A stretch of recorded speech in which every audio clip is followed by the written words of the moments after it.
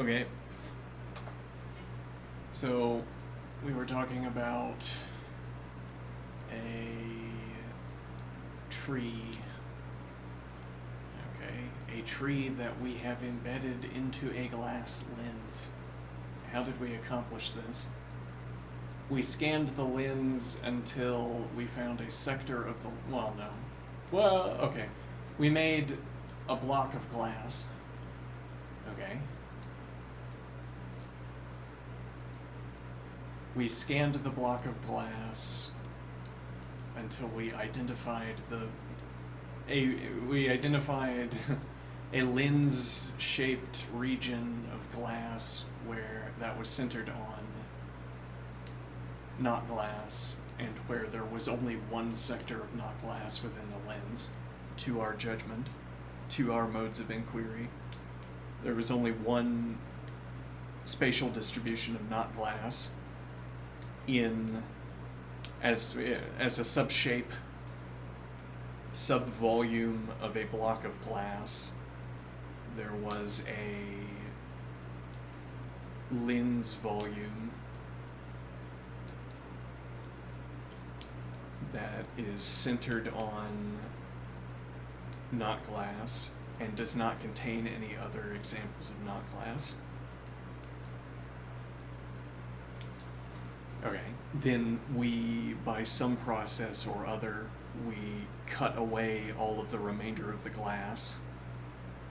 Perhaps we find as many such lenses as we are capable of identifying. We want to maximize the lens volume that's available to us. Okay, so what we do, we scan the block and we fit into it as many such lens volumes as we can, taking up as much of the volume of the block of glass, because we're studious and we are good stewards of the material. We're good stewards of. We're motivated by business interests, by financial concerns, to make as many lenses out of a block of glass as possible. Okay. So I cut them roughly around the lens. Though not so roughly, because that's wasteful, I suppose. And then we grind these lenses back down into. We grind away glass until we reach the lens that we were looking for. Or we say that the cutting process that separated out the lens volumes was good enough for narrowing down to the not glass at producing a lens. Either way would involve cutting. We might say that grinding has some additional logic rules, some additional rules that it follows, so that to grind a lens down imbues into the lens some characteristic that a lens does not have if it has only undergone the cutting process. Okay. But then we would need some reason to reference the way that grinding makes a lens different. We would later have a reason to reference that if we had to interface a light source into the lens, where the behavior of that light source is going to depend on the shape of the boundary. Grinding a lens would bring it into conformance with the definition of a lens, whereas cutting out a block of glass will bring the lens volume, the block of glass, into alignment with the cutting process. Then we get to leverage whatever lens characteristics there are relative to light, whereas we might not be able to utilize those, we might not be able to leverage those characteristics when talking about the roughly hewn block of glass. If the roughly hewn block of glass, for instance, where we shine our light, is an elevated cubic structure, or a wavy structure because the glass is fractured or something. Let me think here. That wouldn't make sense. The surface, okay. So instead of being roughly hewn, the glass has cut into a wave pattern, as happens, e.g., with obsidian. Okay. now the idea is that when I shine my laser onto the wave pattern, I'm going to, well, now I don't have access to reference to lens surface, lens properties, literally, well, yeah, indexically, lens properties. Any lens property that changes when the surface of the glass is not in the shape of a lens, we don't have access to. The roughly hewn surface will not be in the shape of a lens. It will have off angles. It will have elevated surfaces that pull away from the surface of the ideal lens, and it will have dimples that fall away from the correct lens, the index lens.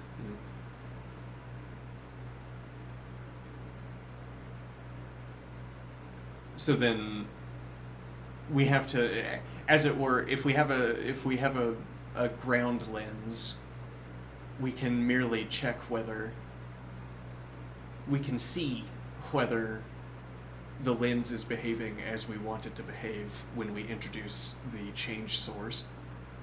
Because I can see, e.g., the laser light at the boundary where it enters the lens. Okay. And then I can see it lighting up the not glass. And then I can see it on the other side of the lens, I suppose, on the surface that's beyond it. And that all because, well, and so, but you could say the same thing about the roughly hewn glass. I also can see where the light, where the laser beam is entering the roughly hewn glass. I can also see where it falls on the other side of the glass. And even I might see it pass through I might see the light passing through the not glass. Now we're thinking, because of the symmetry of a ground lens, I don't need any information beyond what is purely visual to me. I say I need to shine the laser into the center of the lens and straight through, and that has a spatial sense for me.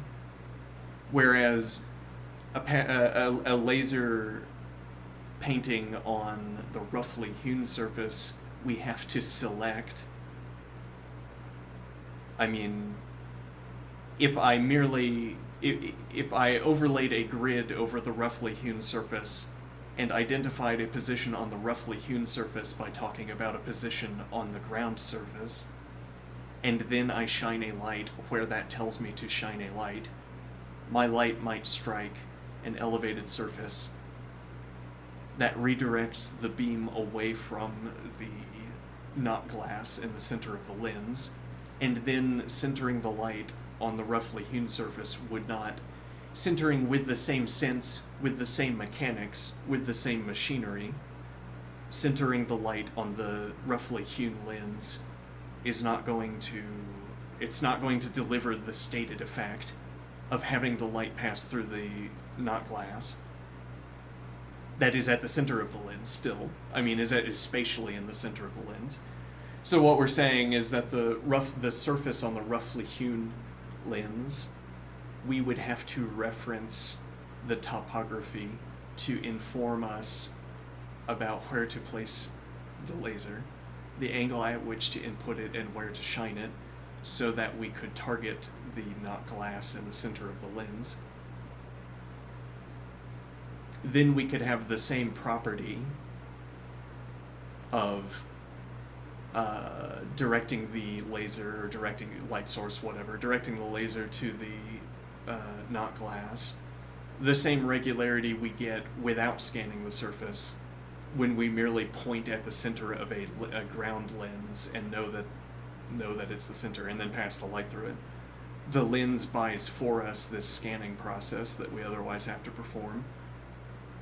We can target we can see whether we're placing the laser on the correct position, whereas we have to in the case of the roughly hewn lens, we have to calculate what the correct position is.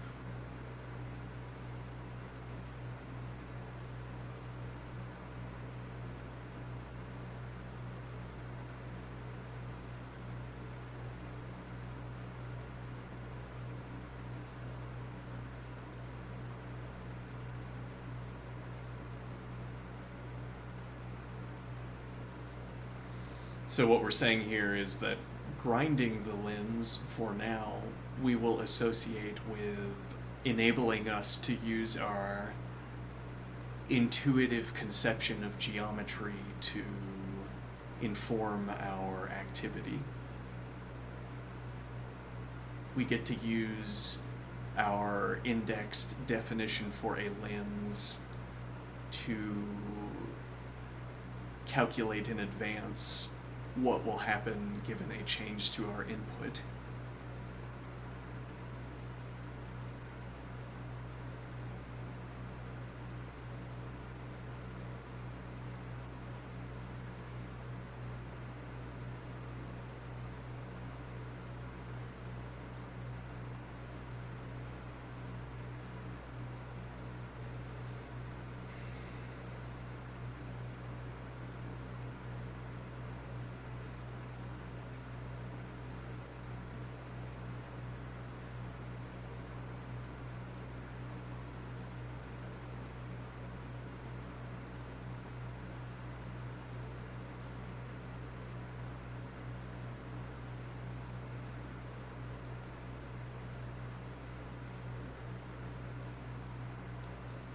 Okay, so we have a block of glass.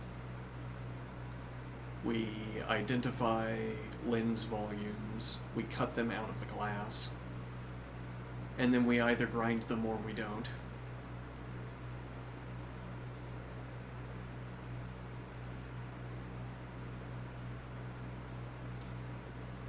A point here would be that when we cut the lenses out of the glass, does our process ever generate wave patterns?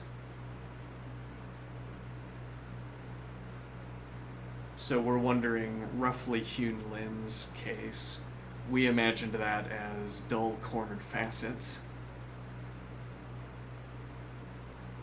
so that the cutting procedure would leave behind dull cornered facets instead of leaving wave patterns.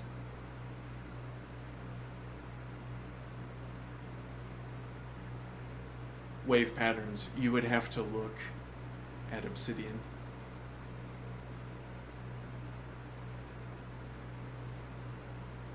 Because I can't reference the phenomenon more closely,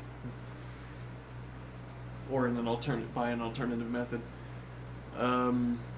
So waves in the glass, when we apply a cut. Now we could have roughly hewn lenses that are entirely covered in wave patterns or in wave surfaces, or roughly hewn lenses that have dull corners and also so surfaces that are surrounded by dull corners and surfaces that are wave patterns.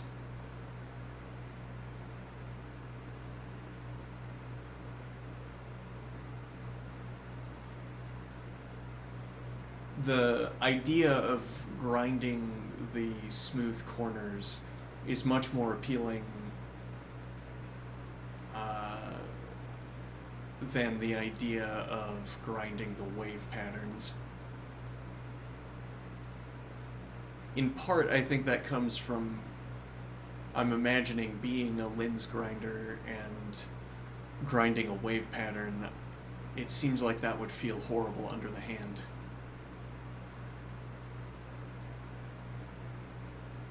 Whereas if you had a smooth faceting corner or smooth facet node,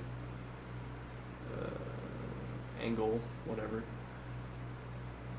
grinding that away doesn't seem like it would be as unpleasant.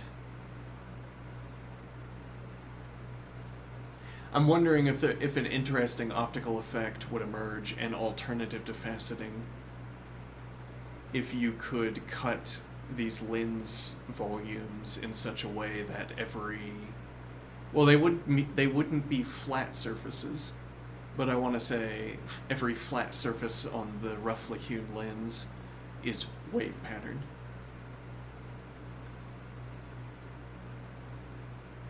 Well, and with the smooth corner, with the smooth pointed facets, I'm imagining that the surface of the lens, the flat surface in the facet, is also rough. It doesn't...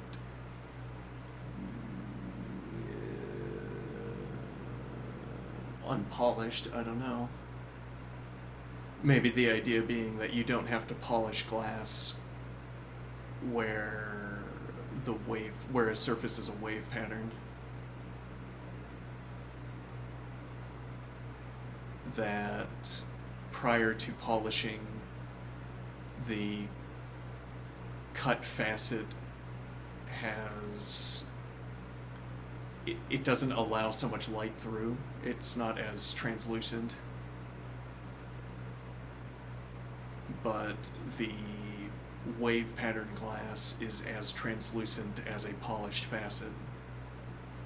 But it distorts the light. It allows as much light through as a polished facet, but it distorts the light in allowing the light through.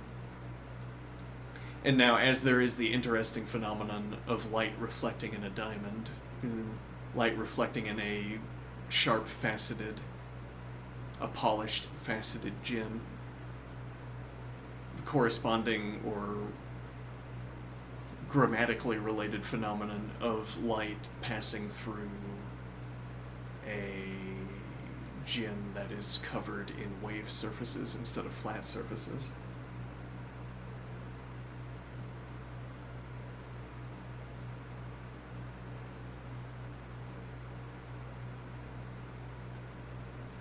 Well, what we were looking for was a way of making a new kind of gem, I suppose.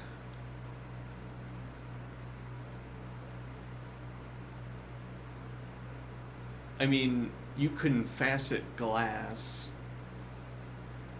with sharp facets, and you have arguably merely an inferior form of alternative gemstones, inferior with regards to the properties of light that are controlled by faceting. So instead you have wave patterns, because those are more exclusive to glass.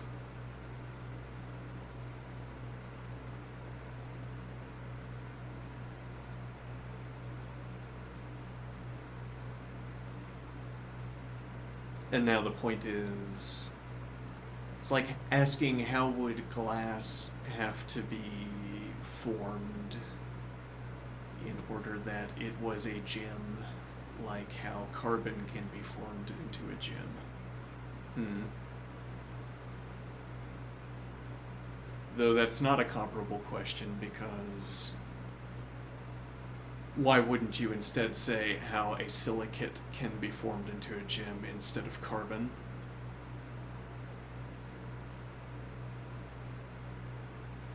Well, again, as we noted, we could take a lump of silicon and silicon and cut it into, give it facets in the same way we give carbon stones facets.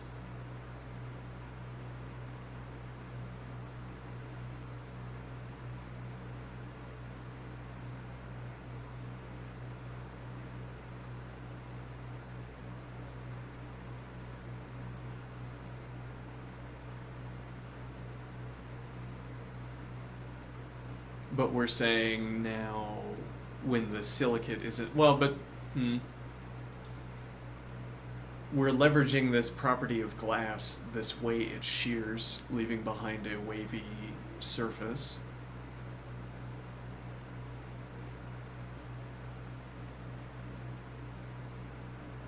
I suppose we wouldn't say that what's in common between the faceted gems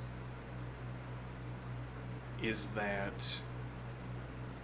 let me think here.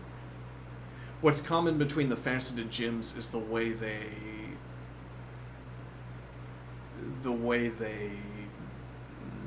allow the passage of light, the way light passes through them. And this is like saying you can have a faceting pattern that you apply to a gem of one kind of material, and you can apply the same faceting pattern to a different kind of material. though you're motivated by light properties or evaluations on the properties of light to choose different faceting patterns so that the angles of a faceting pattern are functionally generated, as it were, functionally generated a function operating on the material. You say, when I am going to cut facets into carbon, I choose this distribution of angles. When I am going to cut it into this other material, I choose this other distribution of angles. The values of those angles you derive by referencing optical math.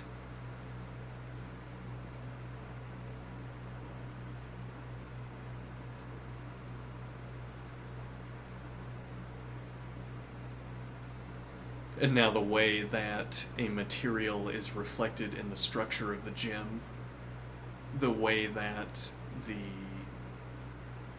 composition of the gem is reflected in its structure, is in the angle selection, in the distribution of angles on the facets.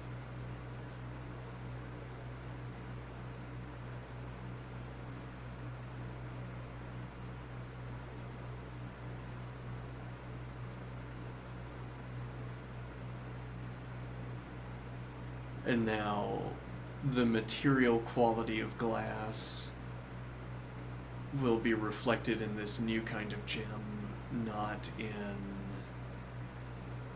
the angles on a faceting pattern, but instead according to whatever criteria we find amenable. Whatever criteria we find, whatever our categorizations are for the behavior of light when it passes through wavy surfaces.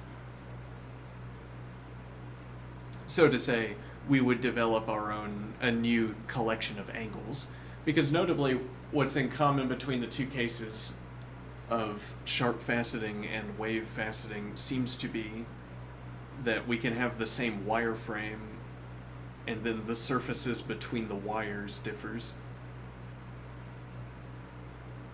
It doesn't differ materially, it differs structurally. I don't know, it differs according to the unit of composition. But what I mean is we have a wireframe that we could cut into, or yeah, we have a wireframe and we imagine stretching sheets between the wires. Okay, and now those sheets are either filled in with the detail of waviness or filled in with the detail of flatness, which is easier to imagine, I suppose.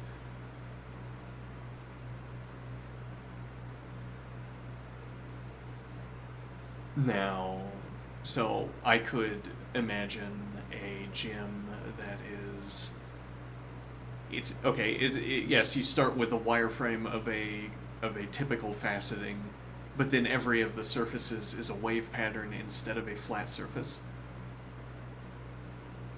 Okay, maybe that isn't feasible with glass. Maybe you couldn't actually do that.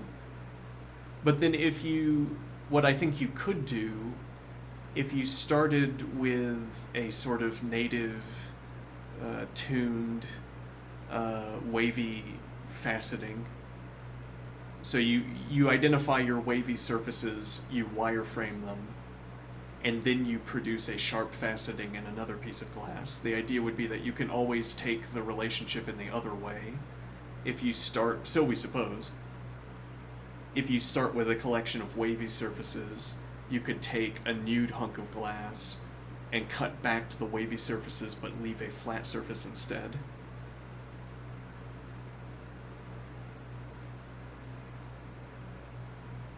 Now, but there wouldn't be, well, there would be some optical characterization of the flat-surfaced glass, but we might not find that it interacts interestingly with light sources. Unlike with the typical faceting, the popular commercial facetings, which do interact in interesting, whatever that means, ways with light, the translated flat surface from the wave gem might not interact with light in an interesting way. It's not designed, the angle distribution is not designed for flat surfaces. Okay, now, one wonders, we have a hunk of glass. It has a finite distribution of surfaces. They're all wavy. Any light that enters into this hunk of glass has to pass through a wave, and any light that passes out has to pass through either the same wave backward or, well, same wave from the other direction, or it has to pass out through a different surface, a different wave. And I wonder if that is an interesting optical effect.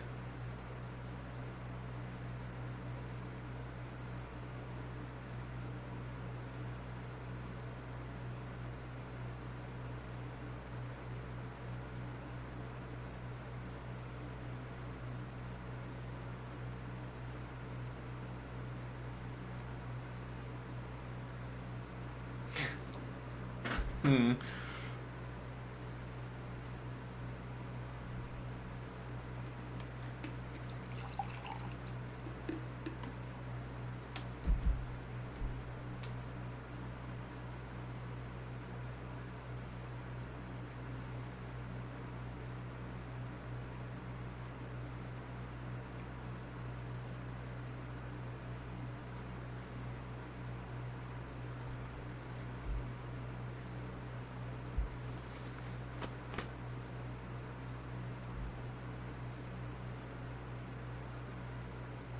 Well, but I think what we're getting at here, the idea that we're trying to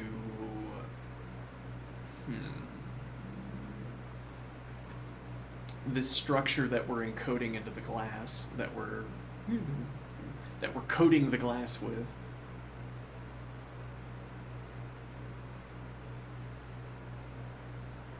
the faceting patterns, we wanted the properties of light to be reflected in the faceting pattern. And a point here is that there are various experimental setups we could establish, various ways of shining light into a gem with a suited faceting. There are various ways we could pass light into a gem with a suited faceting where, well, okay, you give me however many gems I want. What a lovely thought experiment this one is. We have a table filled with gems. Okay, and now, so I shine a light into the first one, and you say, yes, that's the one that's furthest from the correct faceting pattern, the suited faceting pattern.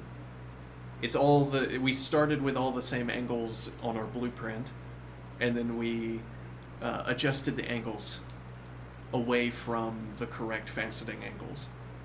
Okay? And now when you plug that gem into the experimental setup, you get the weakest reading for a metric. And as we pass through the closer and closer to correct facetings, we get stronger and stronger readings. And the strongest reading we get from the suited angles. And then if we continue in the same direction, expanding those angles beyond that point, we get weaker values again. Okay. It is a collection of such experiments that have a maximal value that we could use to... We could use such a collection of experiments to ground our assertion that the faceting patterns, the faceting angles, are selected for to magnify these physical effects, which is to say that the optics, the optic math, the optic numbers, the optic functions reach back into the angle selection.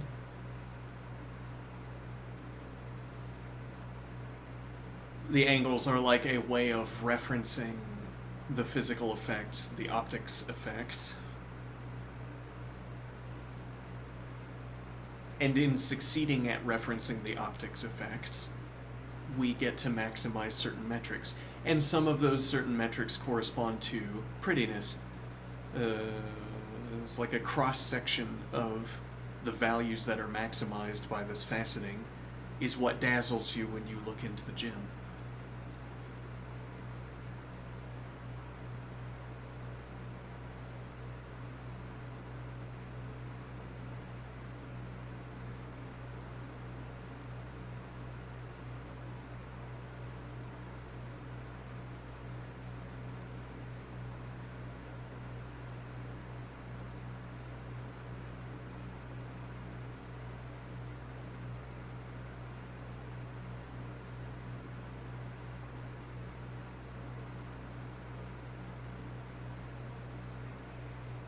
Now, so we want optics to reach back into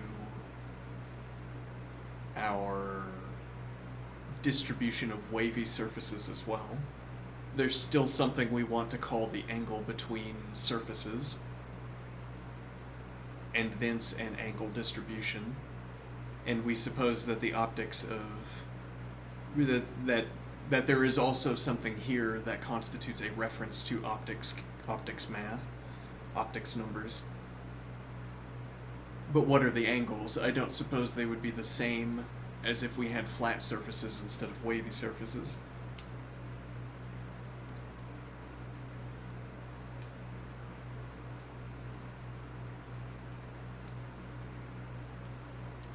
Though you know, glass is comparatively cheap.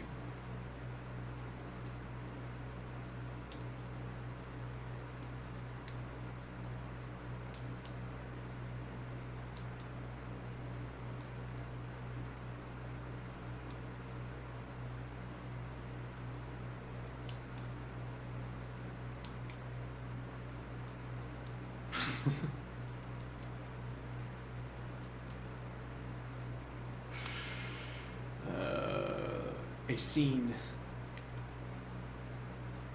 Okay. Someone has a tray of glasses made of glass.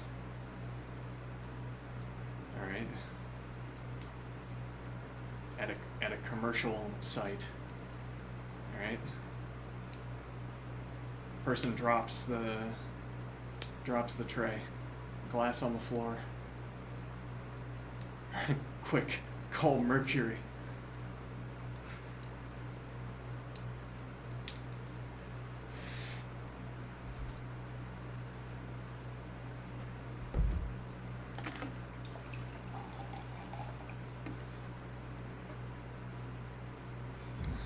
The emergency is not the broken glass, the emergency is the loss of value. We have to mitigate the loss of value to a maximal extent. Get Mercury. Call Mercury. Mercury shows up, says, yeah, I know someone. Pays top dollar for broken glass. Well, I mean, top dollar for broken glass is not a high dollar amount, but the person will come by and gather the broken glass, which is nice.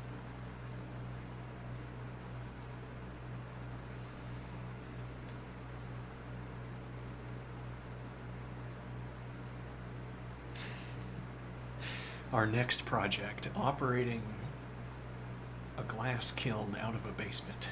Can we do it?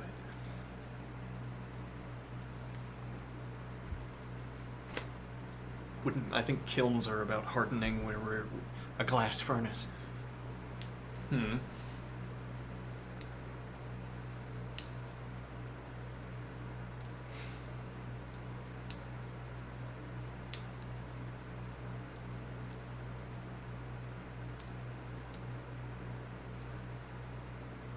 Well, the point of this parable, point of this story would be that, well, okay, I mean, really the story would be we dropped a bunch of glass on the ground. Quick, call the police.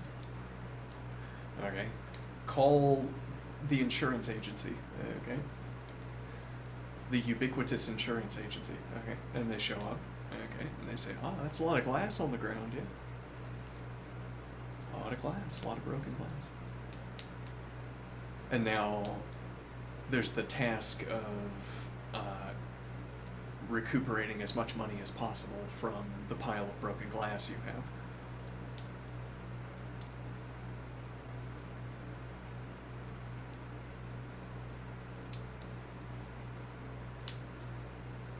So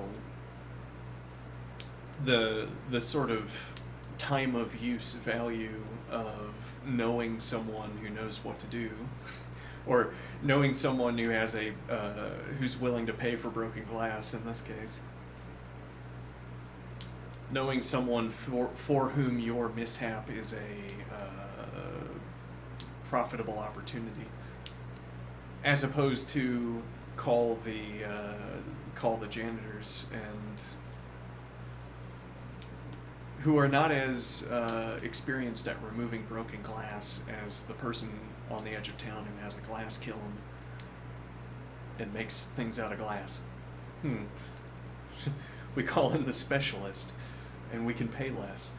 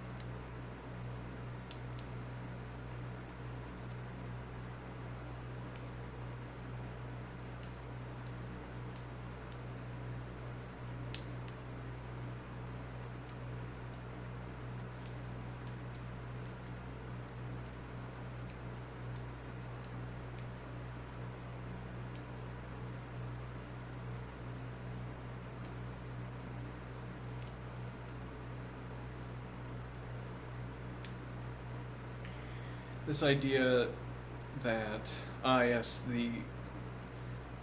the tree that's in the glass lens, we target not glass that we have centered in the lens. Part of the manufacturing process, we had a block of glass. We centered the not glass on a lens. We cut the lens out. This isn't a way of delineating our procedure, but rather a way of reminding us of an industrial procedure I described earlier. Okay, we get a lens that has the not glass in the center of it. We bombard the not glass with an input, and we said this cracks the glass from the inside, generating a tree. Alright, does it literally do that? It might. If it doesn't literally do that, was I talking about nothing? Was I talking about the empty set? I think not. And the point would be that all we need is that there is any difference in behavior between glass and not glass. So I like to imagine, or so I'm currently imagining, that cracking a tree that results due to a crack is perfectly analogous to other physical effects that can propagate through the lens. The idea that a tree that is in the lens is a general stand-in for any kind of physical effect that can propagate through glass.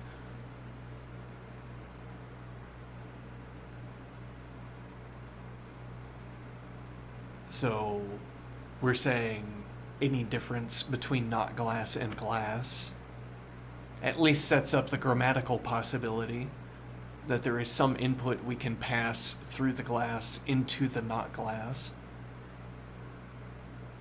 where the not glass will behave differently from the glass. Okay, and we're thinking that this interaction at the boundary between not glass and glass, when they behave differently, is going to propagate a physical effect. And now the idea is, whatever form that physical effect takes, I could speak of it as if it is centered on a tree. And that is merely because a tree, like what we've described in a crack, covers distance within the lens spatially. And I know that anything in the lens is spatially distributed within the lens.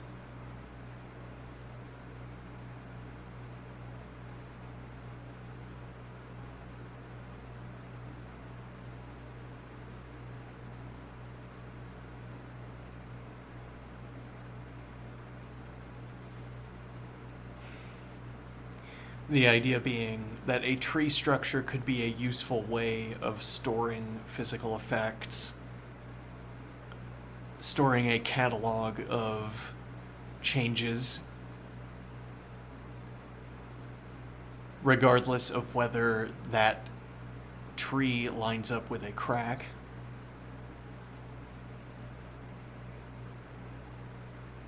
A sort of there's the tree that is the crack in the glass, and then there is the tree which is a way of referencing that crack. The tree is like an abstract object. We might call it the causal tree, the causal bridge. But okay, the causal tree. The cracked glass happens to align with the causal tree because the cracking of glass passes through adjacent positions in the glass. Other physical effects might also pass through adjacent positions in the glass.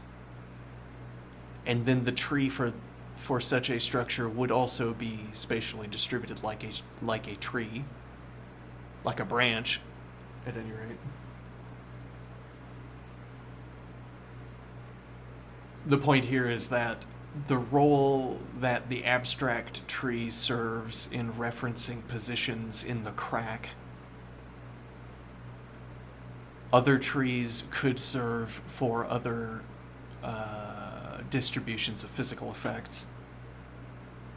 The role that the tree serves in referencing the crack, a different tree could serve in referencing another distribution of physical effects in the glass.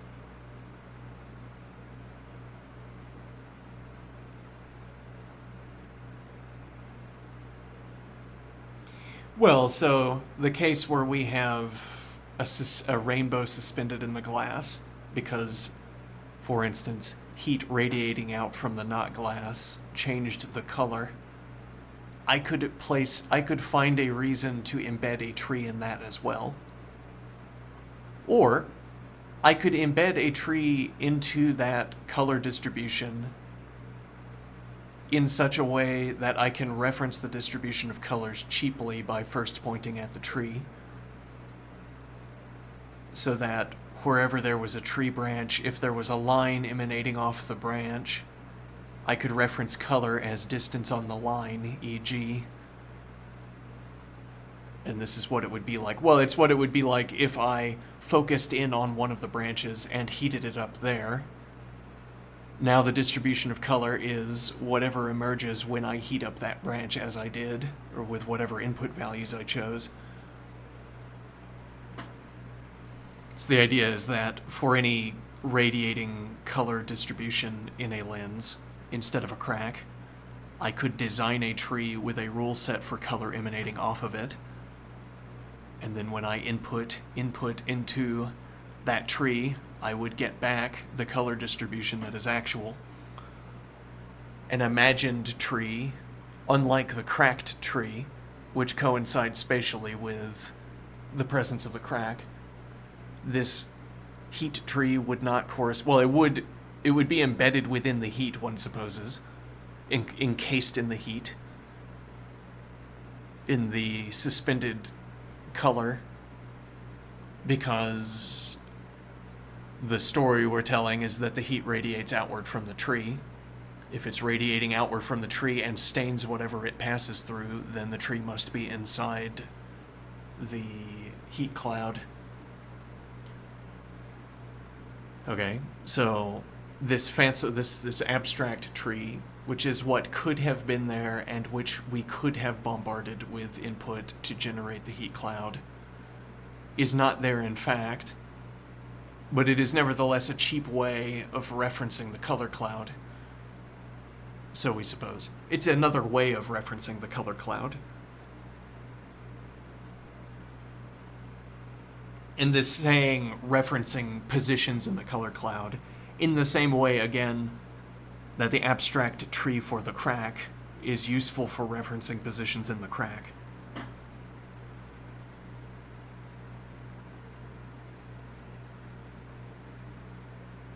As it were, if the causal crack were thinner than the glass crack, And the point there would be that if I zoom in on the abstract tree, it is wholly encased in the glass crack. Okay, but the glass crack surrounds the abstract tree. And what that means in practice is that if you point at a position on the abstract tree, I can extract the surrounding material state. What does that mean, though? We'd want to think about this internal abstract tree as the origin point for a physical effect that radiates outward from it. A physical gradient that, a lens gradient that radiates outward from it, a glass gradient.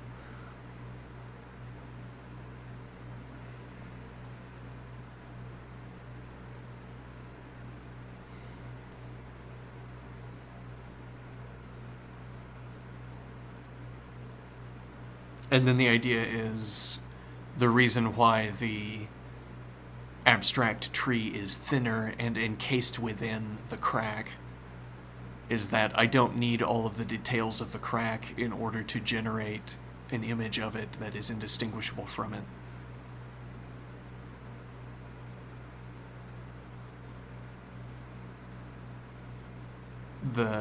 Given the thinner abstract tree, the shape of the crack follows functionally.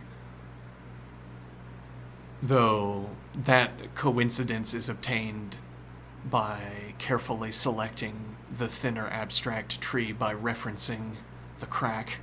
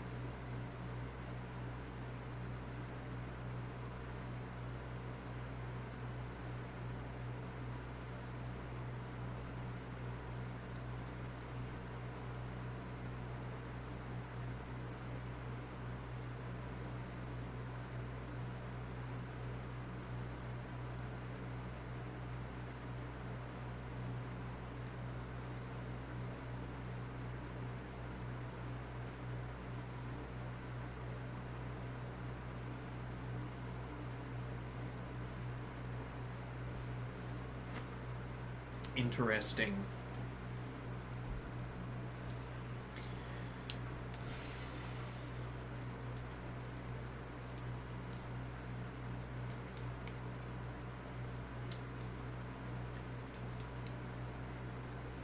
I'm liking the idea of making glass art as a hobby because I'm liking this idea of you make a mistake and then you throw it back into the furnace and then you get another shot.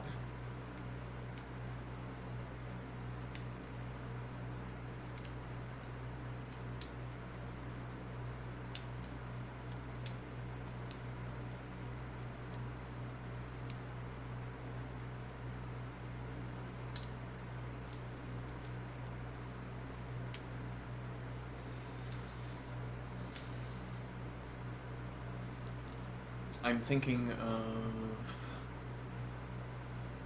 a gem dangling from a pendant. One of these glass gems. Covered in wavy surface.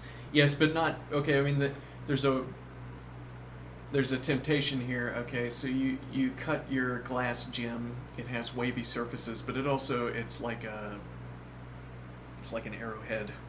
It has a cusp.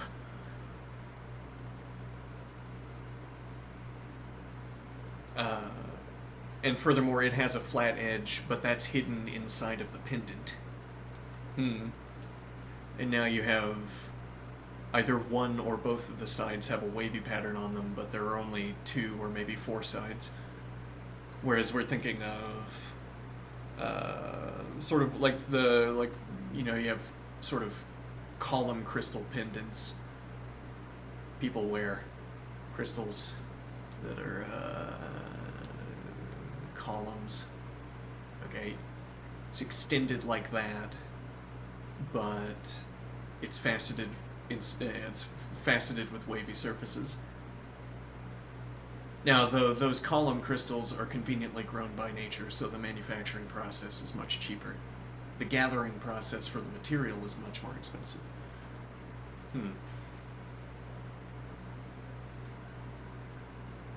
Okay. So you have this hunk of glass in a pendant. All of its surfaces are wavy.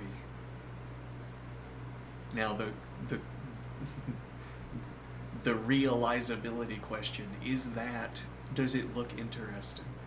Well, first, can it be made? Is it am I speaking about the empty set? And then secondarily, does it look good? If it doesn't, then people wouldn't want it, and then the process would not be commercially viable.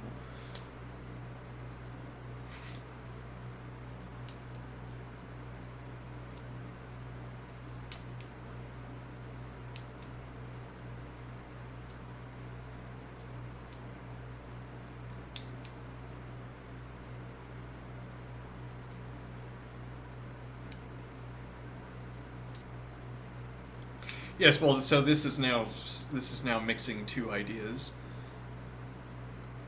The one idea of sparking a crack inside the glass, and then the other idea of how the facets should be managed.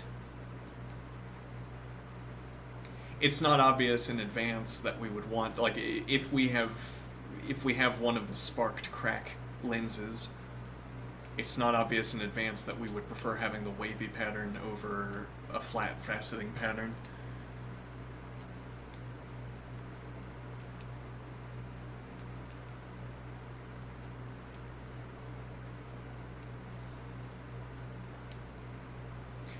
So then, more generally, the idea of let me think. Not more generally. Let me think.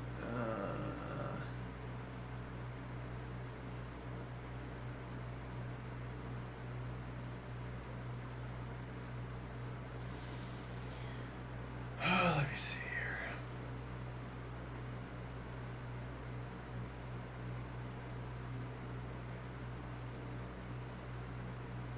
The wavy surface idea, which is merely a question of taking a hunk of glass and ensuring that all of its surfaces had the wavy cleavage pattern. And then the alternative idea of exploiting an internal sector of not glass to propagate a pattern. Oh, well, so the idea of a tree spreading in the lens as an abstract tree in the lens, because notably for any of these gems, the qualifying characteristic, what gives it the quality that justifies its creation through a commercial process, an industrial process, is its appearance, I suppose. Okay? Now, might turn out that superheating not glass until it cracks the surrounding glass produces something that is not interesting to look at. And then that's not the kind of gem we would want to make. And yet, if we are going to do something internal to the gem like this, the same desaturated description applies. We have glass, we have a lens, I suppose, not glass, and then we have saturated input to the not glass that propagates a physical effect into the glass. Okay, so whatever you would have to do to not glass, and not glass is going to differ in the different cases, notably, so there might not be one answer to this question, or it might all be Find the densest collection of not glass and shine a laser into it until it superheats. Maybe that's the only description.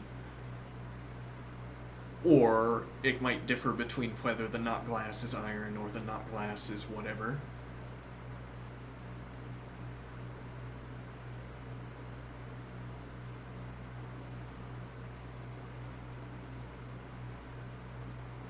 Maybe you superheat iron heavy glass by, or you supercharge it with input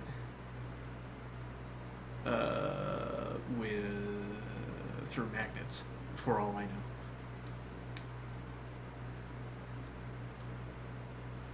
Using magnets to update the physical states of clusters of iron in glass that is rich in iron. And then some effect propagates around the glass, or rather propagates around the clusters of iron. And now the idea is whatever has propagated around the iron when exposed to a magnet, I could construct a tree and then account for its effects, the effects of the input, by referencing a position on the tree and then talking about what the surrounding space is like. Or by defining the surrounding space, calculating what would be in the surrounding space by referencing the values of the tree at that position.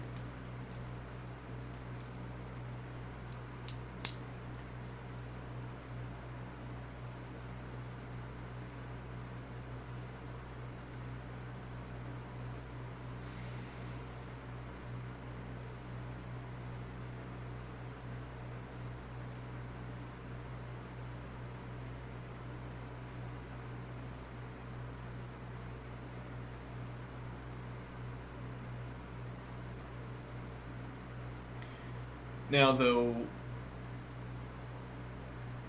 this looking good characteristic of our glass gems, we want some way of supercharging not glass so as to change the way the surrounding glass looks.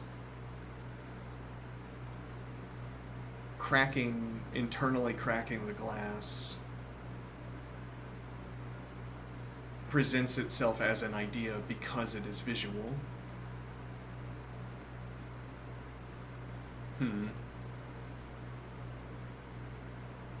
I mean, it might turn out that it doesn't look interesting, but it can't turn out that it looks like nothing. I mean, it can't turn out that it looks like lens, because it's not. It's cracked lens.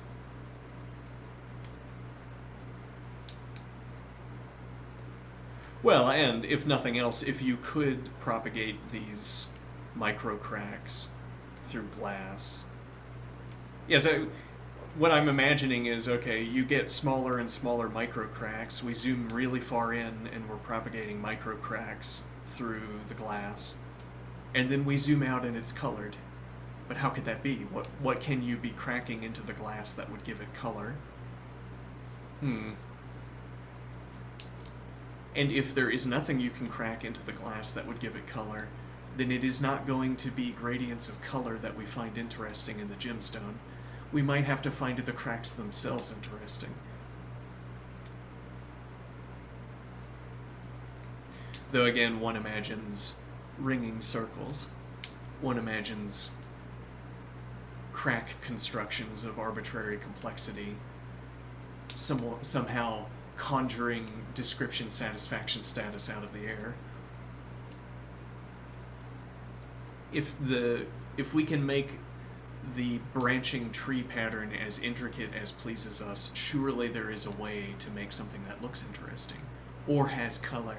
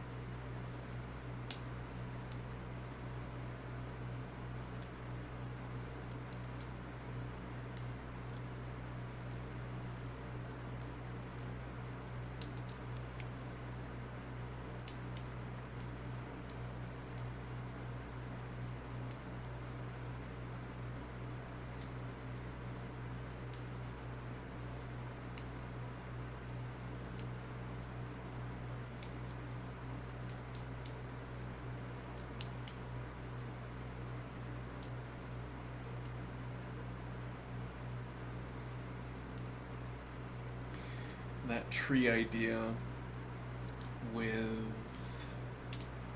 this the space around the tree being referenceable by, or the tree as a kind of compression mechanism for talking about, or a compression mechanism for the surrounding crack. We had that idea. It's that idea is related to what we discussed a few days ago and called burning. The idea that if we have a machine in our hands and so prior to turning a machine on, the ways in which the machine wears down into dust, the ways that the machine wears down into dust are more limited. They're not fully expressed. Turning on the machine will activate the most active dusting events for the machine when components start to grind against one another mechanically, as opposed to when the machine is standing still. Then the machine will still turn to dust, but it will happen over a longer time scale and for different reasons. But when the machine is turned on and the parts are grinding against each other, it is turning to dust. And there will be a critical point of failure. Might be. It depends on the design of the machine, I suppose.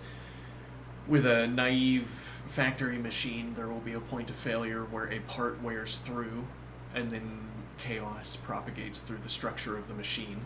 Instead of thinking about it as a unified whole, or instead of thinking about it as a rule-bound collection of systems, we have to think about it in a new conceptual scheme to capture how it rips itself apart.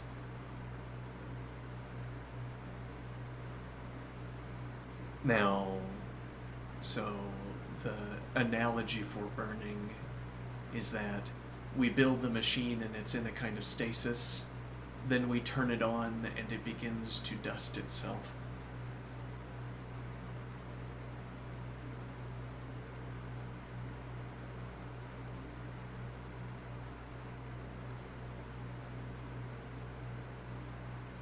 And now the idea, the cheapest way to describe the current state of the machine is to say that it has the wear patterns it will have after having passed through however many cycles of this process it has passed through. That is the current state of the machine.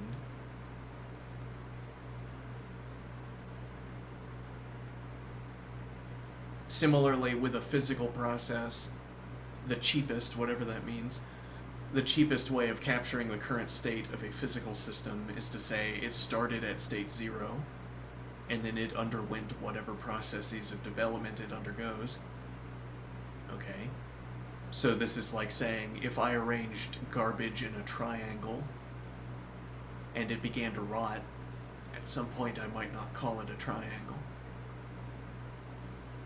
The process of rotting might show to me, deliver back to me a state that I do not recognize as a triangle.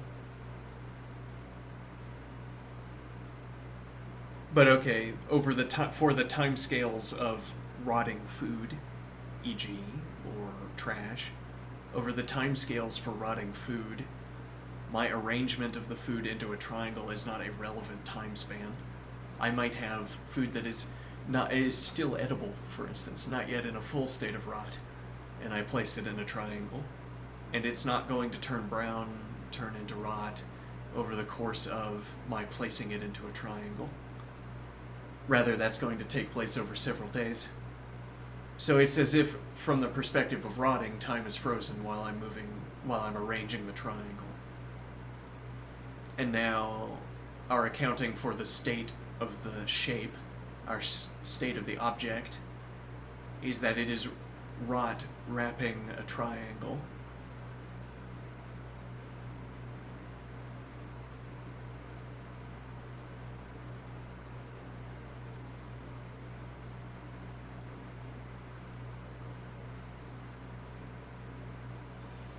And now the idea of the tree. the abstract tree that is wholly contained within the crack.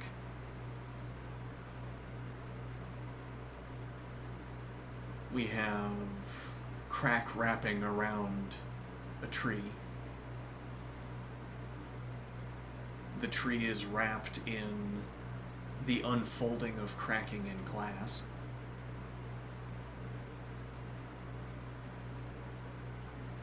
Much like the triangle is surrounded by the unfolding of rotting fruit, rotting food, whatever.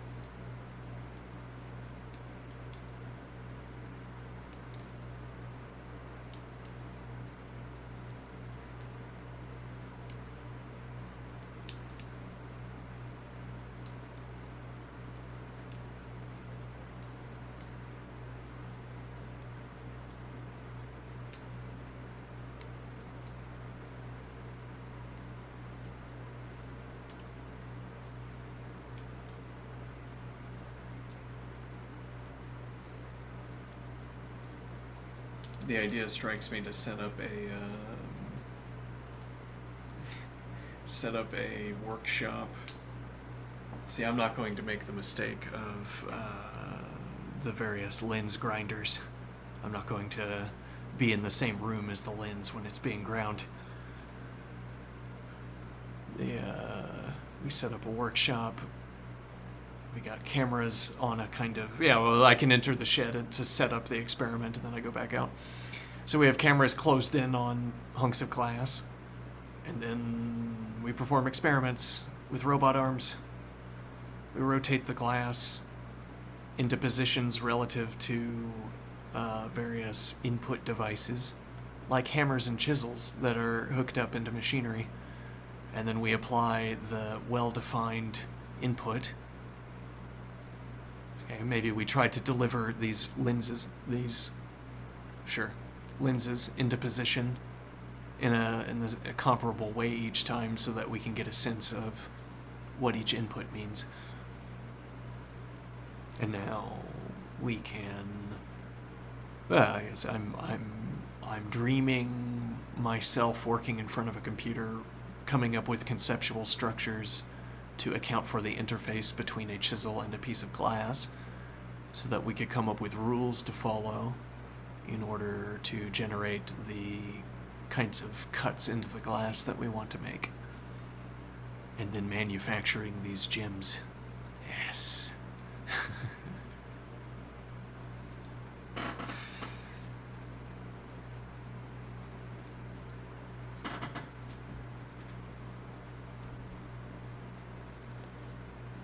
And then plausibly failing, because it might not be... We might have been speaking about the empty set the whole time.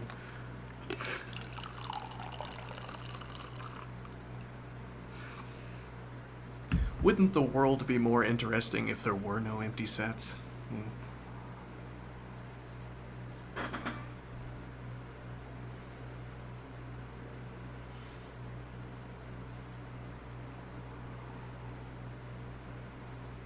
You go out on a limb and you carefully say, oh, we might be talking about the empty set. We might be talking about nothing. But if we are not, observe these various logical characterizations. Like how closely it seems like we were able to talk about this tree structure in glass, and yet we might have been talking about the empty set, which doesn't have any characteristics, or has all of them, depending on your interpretation.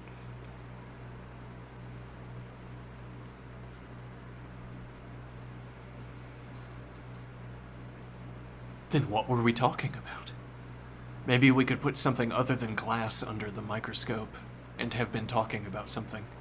Is there some other substance we could crack internally by superheating a localized, not material?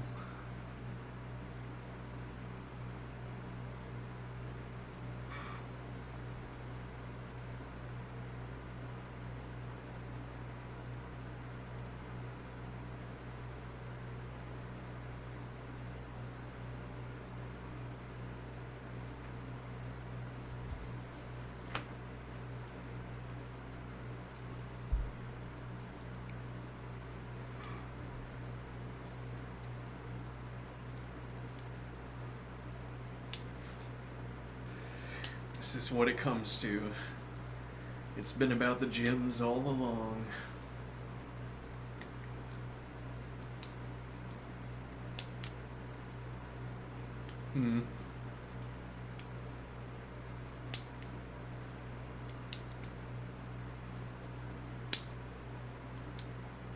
Actually, an idea that's more relevant for the stream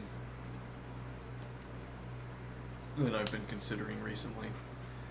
We could, I don't want to say build a hoax.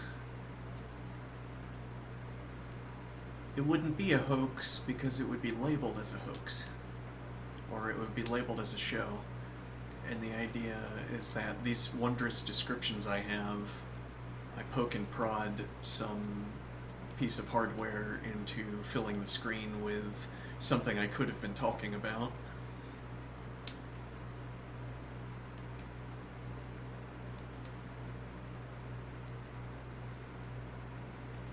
Well, it wouldn't be impossible for an image model to generate a picture, a to-life depiction of the kind of gem I was talking about. Either of them, I suppose, the internal crack or the wave surface gem.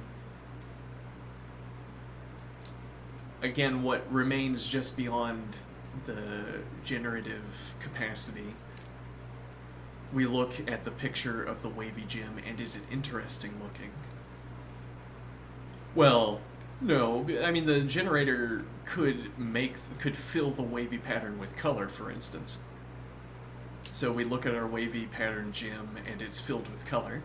Now, this has either given us an impossible state of glass, or it has made it so that we were talking about something other than glass. As it were, if you had the wavy pattern on all of these glass facet surfaces, and you saw a rainbow, or you saw some other kind of wondrous distribution of color in the waves, possibly there is a combination of, well, possibly there is a material that is in this shape that generates those colors, or maybe one of the hidden facets is in such a wave pattern that you get this color here. Or could be that off-screen are lasers that are shining into the gem, colored lasers that terminate at the wave pattern with this color distribution. All ways of explaining this color distribution in the waves that are not that this is how the wave pattern splits light. But that's what we want specifically. The scene we want to have been depicting is that you cut the glass, you put it on the light, you put it into the light machine, you feed light into the gem, and then merely by passing through, well, because we want this experimental apparatus to match up with daily wear. You have it on a ring, you have it on a pendant, you're under a light source, and we want it to sparkle. So that's what we want to be seeing in the generative image. Okay, but it might not sparkle like that. Glass might not do that when you have wave patterns on all of the sides. And for that matter, any way that the wavy surface is presented to us by the generator to convince us that it would be interesting, that too could merely be superimposed, like with the color distribution. Any sparkle, any interesting way glass can look. And then we cut the actual wavy gem and we find, no, that's not how light behaves when it passes through.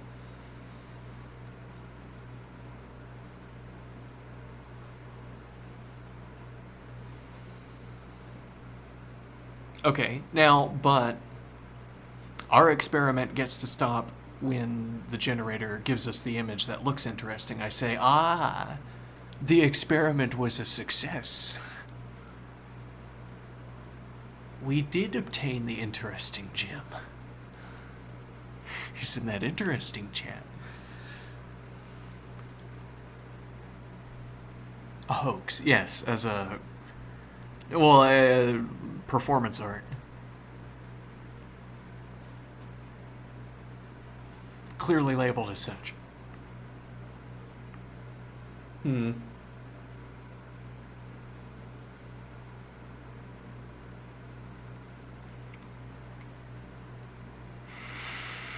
Well, and this relates to the idea of performing scientific inquiries into the nature of cellular automaton, CA noise, performing particle physics in Game of Life. The idea being that together with a generator, I could make I could make my inquiry into Game of Life, into particle physics in Game of Life, look aesthetically as much like a scientific inquiry as pleases me to do. I could fill the screen with numbers, whatever makes an inquiry look like a scientific inquiry. In an effort to be scientific about the inquiry, I would inevitably replicate patterns that I identify, that I seem to think, that I would inevitably propagate patterns of behavior that I think constitute scientific inquiry. So I say, what are scientists like? When they're performing science, how do we describe their behavior? And then I look back on my science classes, and I say, oh yeah, that sounds good. That's what I'll do when I'm investigating particle physics in Gull. Okay, and now my behavior, again, looks as much like a scientific endeavor as I can make it, or as I know how to make it. One wonders if we obtain any practical benefit from making our behavior match theirs as much as we do. If there is no structure to particle physics in Gull, then there will be no gain, I suppose, because there will be no gain at all to this mode of inquiry. There will never be the successful identification of structure, of pattern in particles, pattern in behavior in Gull, if none can be found.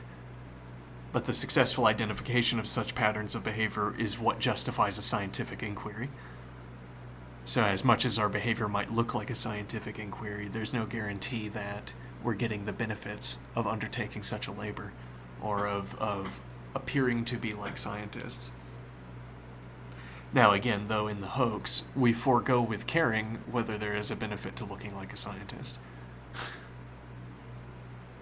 There will always be the benefit of looking like a scientist, because I can color the cut glass however pleases me to do. In the picture, in the generated image.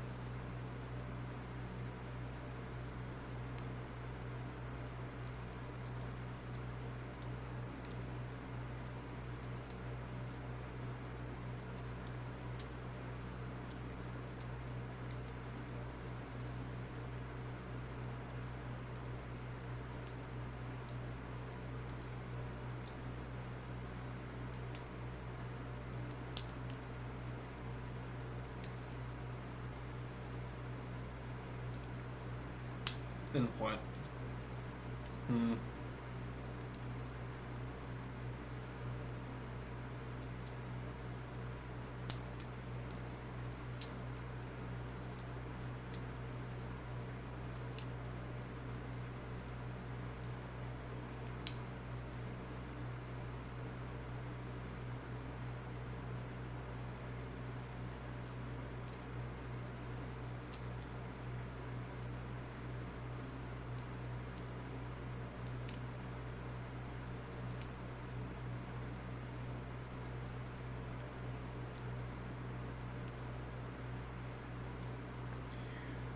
We get the idea, we get the shape of the tree inside the lens from a putative asymmetry in the knot glass. So our initial idea here was that we hook a heat generator into the lens. And then why is it a lens? Merely because that's the default experimental object. It's like manufactured en masse, and you figure out what experiments you can do with it. Turns out you can do heat with it just as much as optics. Okay. So we hook a heat generator up to the lens, and our idea was that there's a symmetrical wave of heat, or there's a uniform wave of heat that passes through the lens. When the boundary of the heat makes contact with the knot glass and passes through it, in the shadow of the knot glass we can see asymmetries. And after cataloging these asymmetries, we have a way of characterizing the knot glass. The knot glass is like a function that takes as an input a heat wave and outputs this asymmetric data set, where we feed the asymmetric data set into yet another function that tells us a shape, I suppose. So it is merely from stipulating that the knot glass will be asymmetric that we get localized differences, whereas there were no localized differences that fell off gradients. There were no localized differences when we were talking about heat passing symmetrically through the lens, through the body of the lens. We could talk about different positions in the lens only by pointing at distance from center along a radius, because any other position we select in a ring around the center is going to have the same value.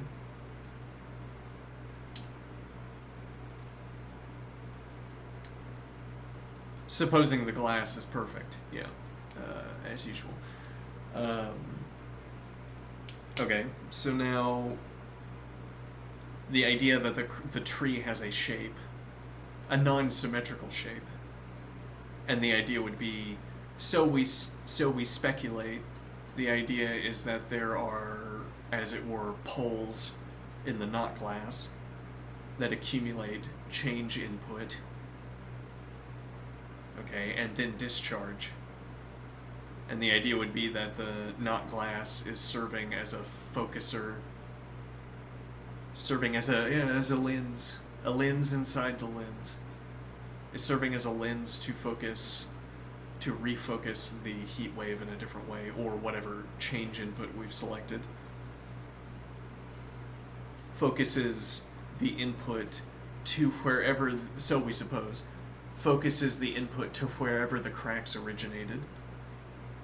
And the seemingly random placement, the seeming randomness of the placement of the cracks, of the origin points of the cracks, is accounted for by, let me think here.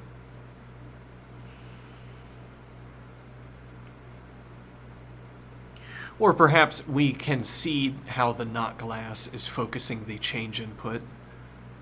Maybe we've performed enough experiments. We put poles into the knot glass. We shape the knot glass into poles so that there's one end and then another end, and we find that the cracks originate there. And now the knot glass is focusing the inputs into those two positions. and then it is a buildup of change input at those two positions that leads to the cracks. That explains why the crack originates at that position, as opposed to originating elsewhere in the knot glass.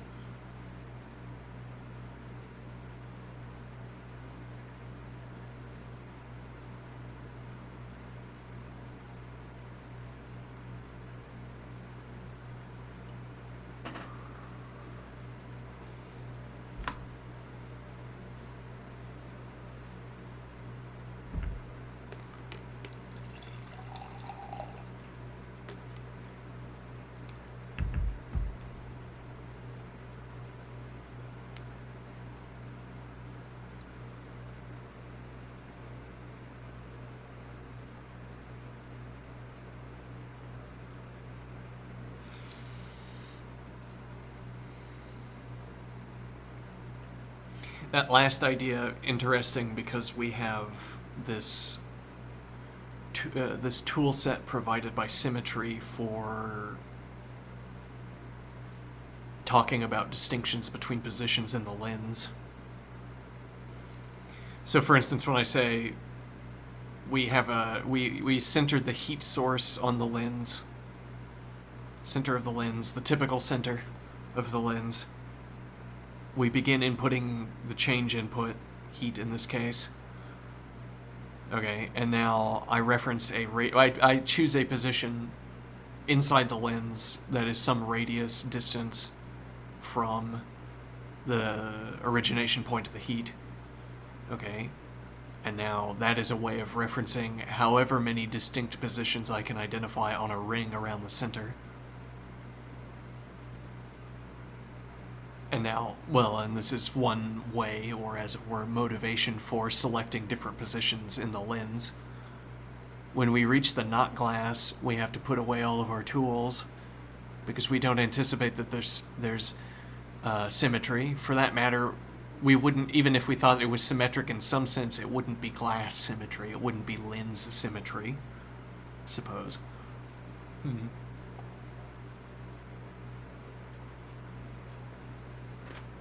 The point being that we know how to describe a lens by virtue of having performed many experiments with lenses, of passing light through many lenses.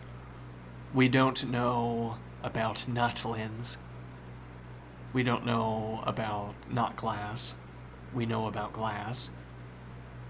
So rather than trying to extend our conceptual structures from glass into the knot glass, we suppose that we need new conceptual structures. Whatever conceptual structure means.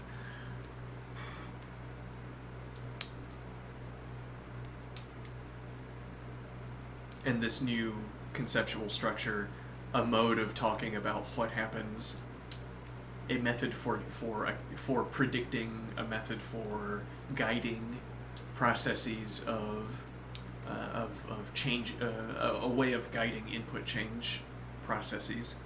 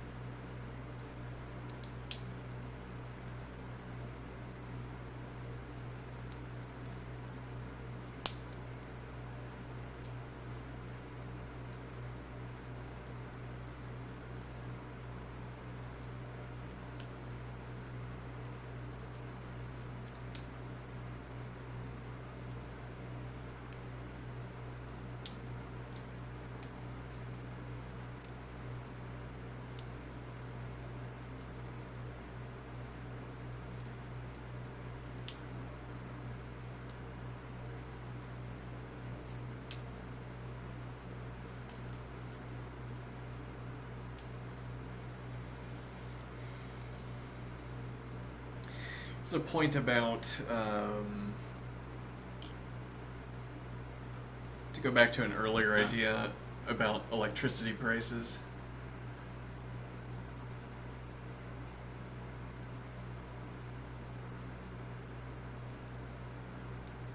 the idea that when households become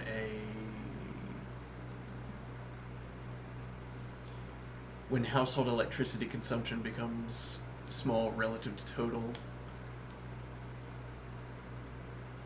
let me think.